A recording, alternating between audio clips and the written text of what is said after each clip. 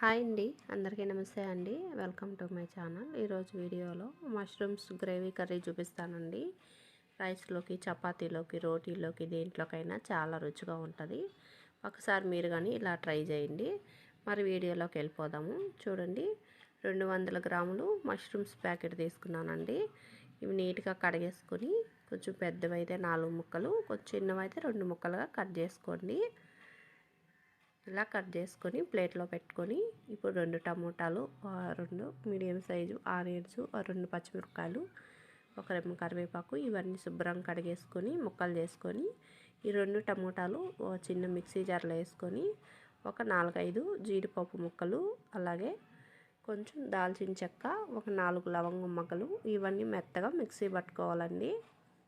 ఇలా మిక్సీ పట్టుకొని పక్కన పెట్టుకొని స్టవ్ వెలిగించుకొని ఇప్పుడు కడాయి పెట్టుకొని ఒక 2 టేబుల్ స్పూన్ ఆయిల్ వేసుకొని ఒక హాఫ్ టీ స్పూన్ జీలకర్ర, ఒక బిర్యానీ ఆకు ముక్కలు ఇలా వేసుకొని కొంచెం వేపుకొని ఇప్పుడు 2 పచ్చిమిరపకాయలు ఇలా పొడవు ముక్కలు, 2 ఆనియన్స్ ఇలా చిన్న ముక్కలు, కరివేపాకు వేసుకొని ఈ ముక్కలన్నీ కొంచెం దోరగా వేపుకొని ఇప్పుడు 1 టీ స్పూన్ అల్లం వెల్లుల్లి పేస్ట్ వేసుకొని కొంచెం పచ్చివాసన పోయేంతసేపు బాగా వేపుకొని కొంచెం పుదీనాకులుగానే వేసుకొని వేపుకొని ఇప్పుడు మిక్సీ పట్టుకున్న ఈ మసాలా పేస్ట్ అంతా వేసుకొని ఇది కొంచెం సేపు బాగా వేపుకోవాలండి. 1 నిమిషం ఇలా వేపుకొని పైన మూత పెట్టి కొంచెం పచ్చివాసన తగ్గి బాగా మగ్గేంతసేపు ప్లేట్ పెట్టి ఇలా మగ్గించుకోవాలండి.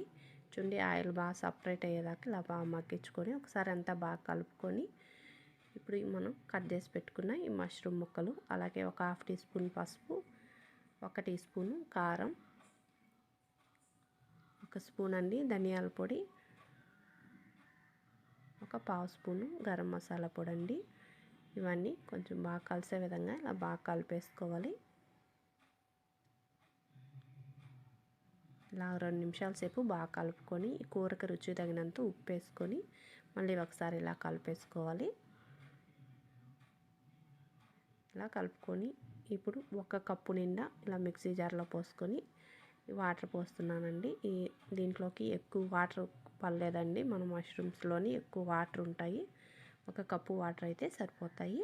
ఇలా పోసుకొని అంతా బాగా కలిపేసుకొని కలిసే విధంగా మూత పెట్టుకొని ఇప్పుడు కొంచెం కూర దగ్గర పడేంత వరకు, గ్రేవీ చిక్కబడేంత వరకు ఇలా బాగా మూత పెట్టి ఉడికించుకొని లాస్ట్లో కొంచెం కొత్తిమీర తరిగేసుకొని అంతా ఇలా కలిపేసుకుంటే మన మష్రూమ్ గ్రేవీ కర్రీ రెడీ అయిపోయిందండి. రైస్లోకి, చపాతీలోకి చాలా రుచిగా ఉంటుంది. వీడియో నచ్చితే లైక్ చేసి మా ఛానల్ని సబ్స్క్రైబ్ చేసుకోండి. Thank you for watching.